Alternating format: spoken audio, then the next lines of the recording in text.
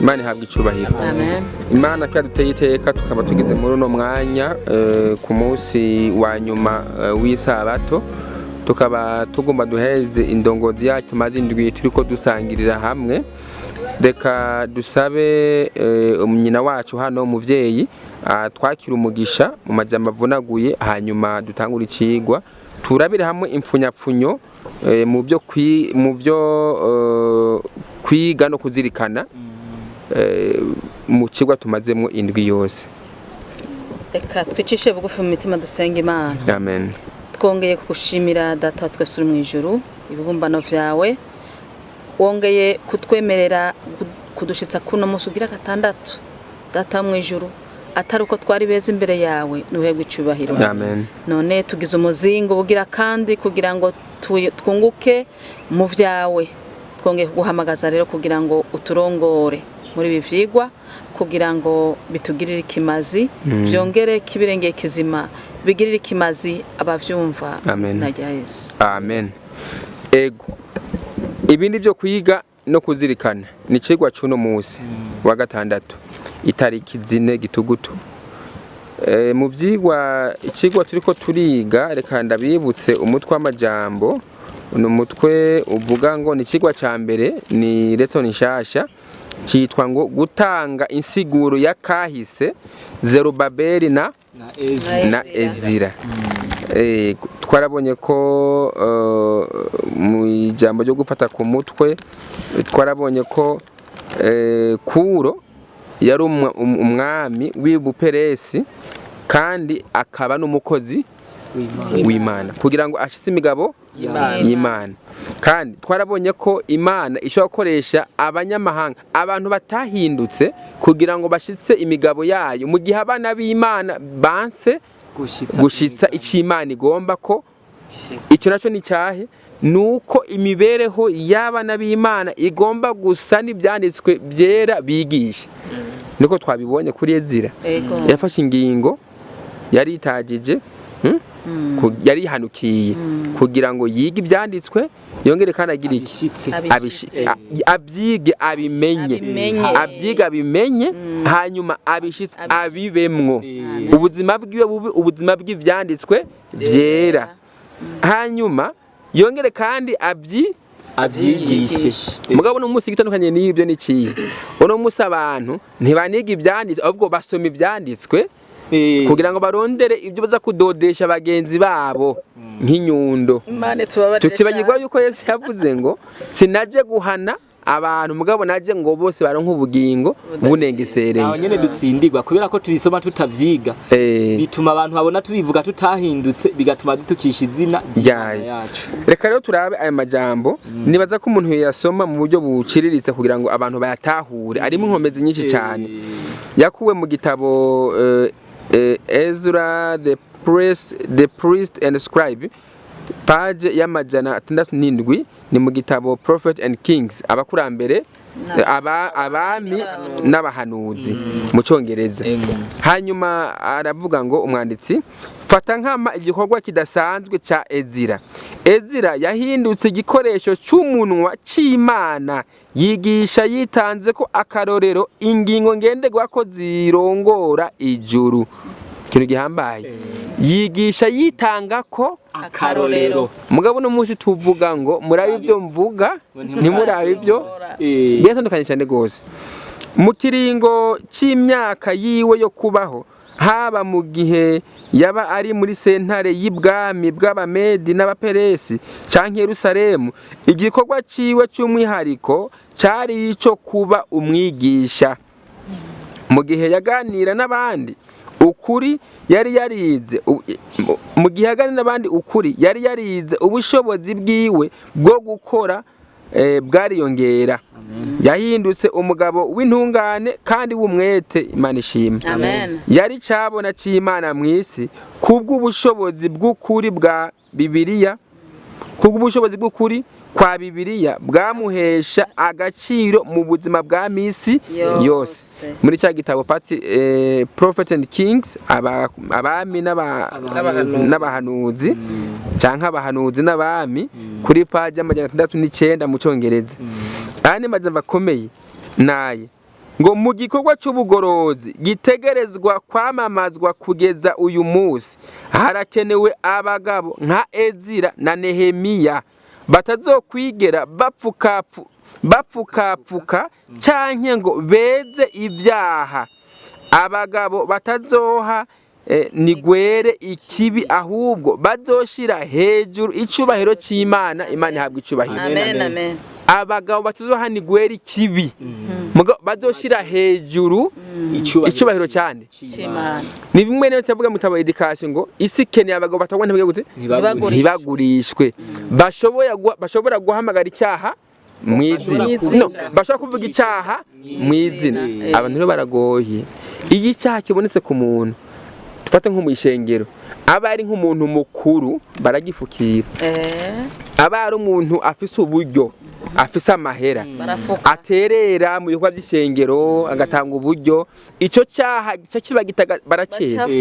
Hagize umuntu avuga iby'icyo cyaha cy'uwo muntu na rigatura umuco n'umunyu w'isi, mu gihe n'abanyamahanga babibona bakabidutuka, ugize ngo urabivuga ucuba umwasi. Abantu rero bakeneye tugire ubumwe bwo gufuka ibyaha.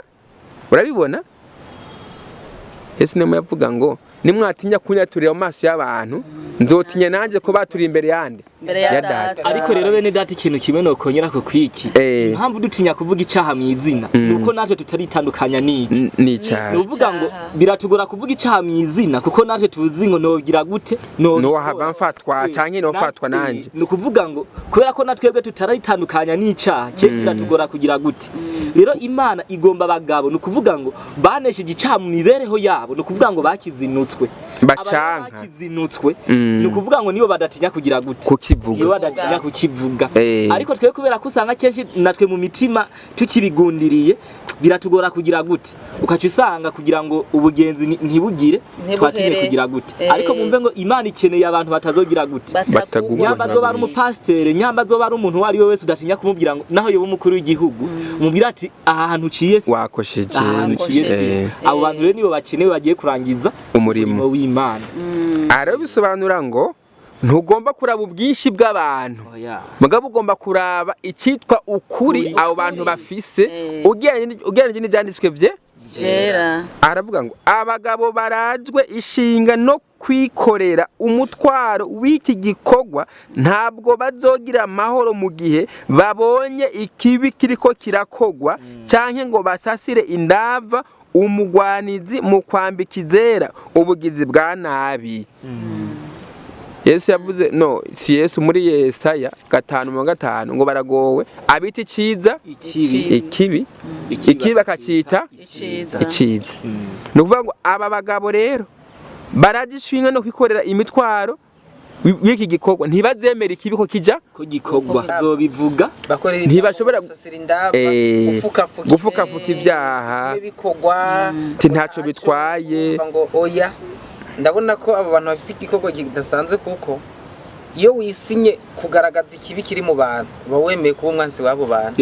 Bashobora no kukwira ibihagurutsi wawe, uzokwankwa, uzotukwa no gupfa wemera uti jewe nemera ingaruka y'ukuri kwanje, kuko na cyane cyane ko uba wizeye uwo mwijuru wenyene. Nivyo Yesu yavuze ngo isi ni yabanka mumenye nanje ko yagize gute yanyasi. Ikintu rero bane data twomenya, nyama tuvuga ko turi abantu bubaha Imana tukaba dufise amahoro mu isi, mwumve ngo turi muki, turi mukaga mugana ko none se isi yarahindutse? Ntabwo isi yahindutse, habwo nabantu bavuga ko bubaha Imana bagize gute, kubera ko batagicaha isi ngo bavuge amakosa yayo, bituma isi atakigira gute ikibarekera mu maho. Muga igerera hazohaguruka abantu bacaha isi, no kuvuga ngo bacaha icyaha, no kuvuga ngo isi izogira gute, izohagurukira kubanka no kugira gute, no kubagwanya. Umwanditsi yavuze amajambo akomeye cyane nakunze, arasubira kandi akavuga ngo bazokwibuka yuko Imana itaraba ibyubahiro by'abantu. Aratuvuze ibyubahiro, nimwumve ubutegetsi bwo mu isi, kandi ntitwibagiwe no mu ishengero. Mu ishengero hariho inzego, mu busanzwe mu ishengero ntago bitwa abategetsi, bitwa abarongozi. Mugabo urabye Satani ariko atuzanamo ikintu cyo gufata cy'igitegetsi mu ishengero. Umukuru w'ishengero ngo n'umuntu agomba kubahwa, niyo ko yagize ikosa umengo boca bagufuta mu ishengero, warenze inzego. si mwene data urumva ni umutegetsi urabibona hageze kuri pastor hoho w'intara wa misiyoni wa ini wagenda konfera umego ntibacumura ibyo tubizi mu yandi madini hanze mugabo mu badventiste turemera yuko bashobora kwira gute bashobora gucumura bashobora kwihenda rero turi ingingo z'abagenzi bacu umubonye ko ari umurongozi mukuru ari umuyobozi uramushikira muhagira gute ukamubwira mukaganira nico kibereye ntago twemerewe kubangaza no kuvuga ibyabo hirya no hino mugabo turashobora kubashikira tukabaganiriza kwikosa tuberetse ibyanditswe vyera ngo bazokwibuka yuko Imana itaraba ivyubahiro by'abantu kandi yuko ugupfuha kw'Imana kuri bamwe gushobora kwerekana imbabazi kuri benshi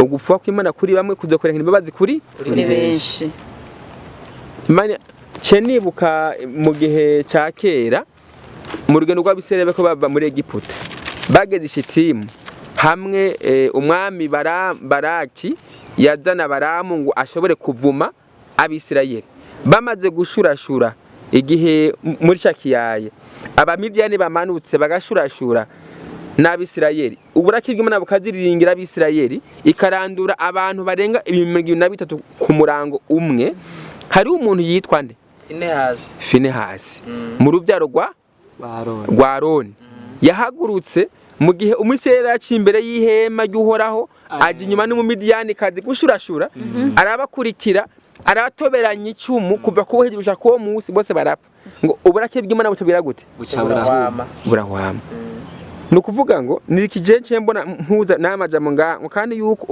ugupfuha kw'Imana kuri bamwe gushobora kwerekana imbabazi kuri benshi Imana imaze gufuha imbabazi zabonetse ku Bayisirayeli bose ntibasubiye kuguma bapfa ngo bazokwibuka yuko muri uwo wese yigiza kure ikibi impwemu ya Kristo izokwama imwihishurira Imana ihabwa icubahiro amen nukuvuga rero twebwe ntago twokwiha ubugororotsi sivyo ntitwokwiha ubugororotsi ariko kwigiza kure akamenyero ko kwanki kibi nkakombe kwa Paulo ngo ninde yo nkiza uyu mubiri unteza urupfu kubwi bagomba kugoroka mugabo hari ibindi bintu bimufata bimubuza gushikira ubugororotsi bukwiye rero ngo ukwanka ikibi ngo bituma twegera Imana yesashimwe niki Imana igomba kandi aha niko tugenda tunengesere twezwa mu kwanka ikibi tugenda twezwa ntibisaba rero ngo naka ko yacumuye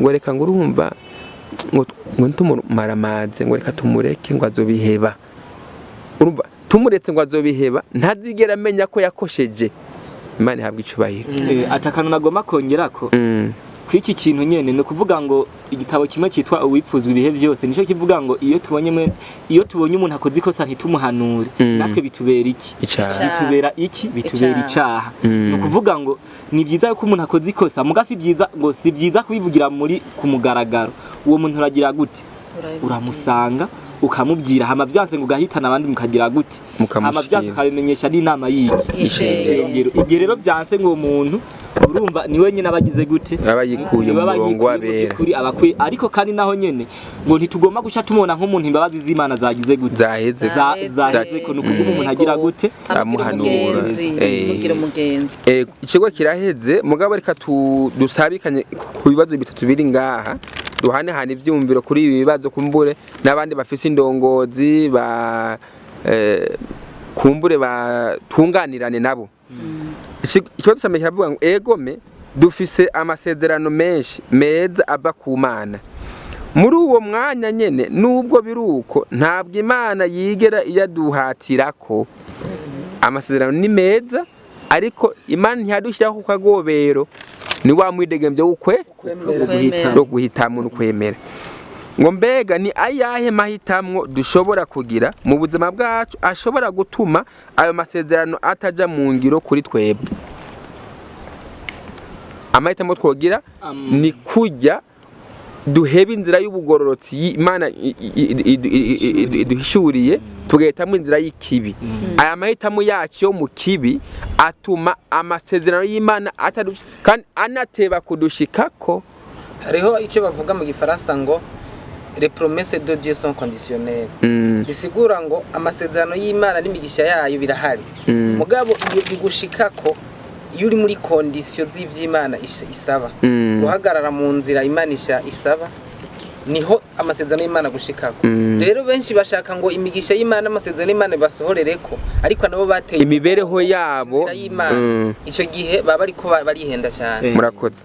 Ikibazo cya kabiri kavuga ngo soma isengesho rya Daniel 9 ku murongo wa mbere kugeza kwa 23 ngo mbega ni izihe ngingo ngenderwa ko ubona ngaho ushobora gushira mu ngiro mu buryo bwawe bwo kubaho. Bo rino sengesho nshaka kwishura kw'icyo kibazo. Rino sengesho muri Daniel 9 havuga ngo Daniel yatura ivyaha by'ubwoko bwabo asabira Yerusalemu. Usomye rino sengesho yariko aratura ivyaha by'Abisirayeli bacumuye abasabira ikigongwe ku Mana. Ikintu tubona gihambaye ku murongo wa 5 yavuze ngo twaracumuye twaragabitanije twakoze nabi twaragararije aguma nabo yishiramwe kandi we ntiyari yacumuye. Icyo tubona hano rero ni mu gihe hari ibintu bitameze neza umuntu ntakwiye kuguma abona amakosa ku bandi gusa ngo banaka ngo naka mu gusaba ngo Imana itugirire neza ntiwisabire gusa kandi ntubona amakosa ku bandi gusa ahubwo tumenye yuko twese muri rusange dufatanirije hamwe twakoze amakuru y'Imana bigenda neza. Daniel yakoze ikintu gikomeye cyo kwishiramo nawe mu bacumuye. Icyo ni kigwa gikomeye. Uno munsi hari ibibazo bihari usanga abantu ngo naka ukibera ko nawe uri umunyamakosa. Nunganiye ko gatoya tugomba kumenya yuko ishengero tugize umubiri umwe. Ninda aratsitara kwina amaboko akumva atakibazo. Kuvuga ngo nyamba rero tugize bari umubiri wose naba tugize umubiri umwe nuko igihimba kimwe nicahabwa icubahira umubiri wose ubuhawe icubahiro kandi igihimba kimwe nikitahabwa icubahira umubiri wose ntuzobugize gute ntuzobuhawe icubahiro. Rero twagomba kubabarana nkuko nubwo Daniel atavya hari yakoze mwumve ngo yarifadikanije na bagenzi biwe aravuga ati Imana twaragize gute. Kandi Daniel yari yavuze ngo nibuke ko ari yabwiye yuko ti urumukundwe ijuru ryari ryabimubwiye mugara avuga ati Imana twaragize gute yemara kwifadikanya na bagenzi be ntiyagira gute ntiyitandukanya nabo. Na rero naco tugomba gukura icigwa igihe ishengero bishitse tugomba kwihuza n'amakosa y'iki n'amakosa y'ishengero ntituvuge ngo je ngo bijyango ntibindaba nkaho umenga ntitugize iki uwo mubiri. Igihe tuzovuga ngo naka mwumve ngo natwe tuzoba turiho turagira gute tuzoba turiko turivuga kuko tugize umubiri umwe. Nuko murakoze cyane Imana ibahezagire kandi baha umugisha dukomeze umwete wo gusarangura ibyanditswe byera ntitube abasoma ngo no munsi Imana ikeneye abantu batanga insiguro mugabe Imana ikeneye abantu amajambo bize abisiguro mu buzima bwabo. Kandi ngo ubadventiste kwitwa umadventiste ntabwo ari uburyo bw'idini gusa mugabo ni style de vie ni mibereho. Tugomba kugira imibereho y'abataha juru ibyete bisomeka umunyu w'isi umuco w'isi. Imana ihabwe icubahiro. Amen. Reka dusabe mushiki wacu atwakira umugisha mugabo atarasenga mwari kumwe na Manirakiza Lieve niyo nkuru epipode mu Kanyosha mu ishingiro ry'Abadventiste. Munzimana Eric umwizera w'Abadventiste umunsi w'indwi mu Mirango. Madame Nizigiyimana Pauline umwizera wo mu ishingiro ry'Abadventiste umunsi w'indwi mu Kanyosha. Naje nkabandi umwizera kuri English Church hariya kuri University International University of Ikwetu hariya mu Ngagara. Murakoze cyane mushiki wacu atwakira umugisha. Amen. Amen. Urakoze Mana urakoze bwirukiro reka tuguhamagaze kugira ngo udufashe aya majambo twigira hano atugirire ikimazi mu buzima bwacu. Amen. Agirire ikimazi bene data bariko barayumva kugira ngo kibirengeye kizima wa munsi tutazi tuzogende turi ku muzingi dukweganye akaboko tura abera imbere yawe dushima izina ryawe ko watugiriye neza ko aya majambo yatugiriye neza mu izina rya Yesu Kristo umukiza wacu. Amen.